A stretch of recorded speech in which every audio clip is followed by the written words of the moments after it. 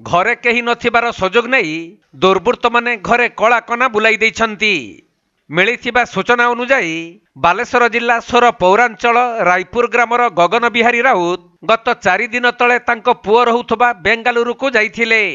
तेणु तांको घरे तांकर जने संपर्क रहुथबा बेले सही संपर्क जनक गतकाली राति 10:45 रे दुकान बंद करी घर खोली देखिबा परे आसबाबपत्र सबु खेला होई पड़ी रहिथिला।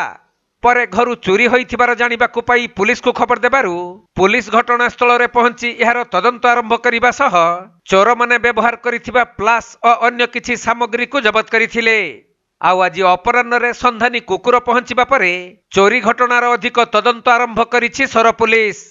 सेपटे चोर माने श्री राउतंक घरु पाउजी 2टी सोना मुदी और एक हल सोना कानफुल सहित नगद 40,000 ऊर्ध्व टंका नहीं जाइथिबा बेले लक्षाधिक टंकार सामग्री भांगी नष्ट करिथिबा जଣା पड़िछि।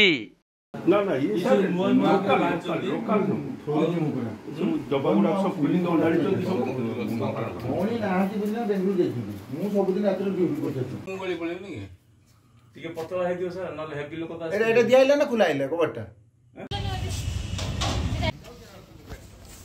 पाउजु जाई गला पूरा मोटर से माने मोटर अटेम्प्ट दैछनी से मोटर बोली वाली जगह कई बुझिना ना ना अरे बुझी परनो एठू गई छला पर एठी किछ न मिलथो तापले आश्चर्य जदी 4 जन डिवाइड हो जाओ जने सगर लाइक देइछन तो अच्छा ऊपर उठी जाय तम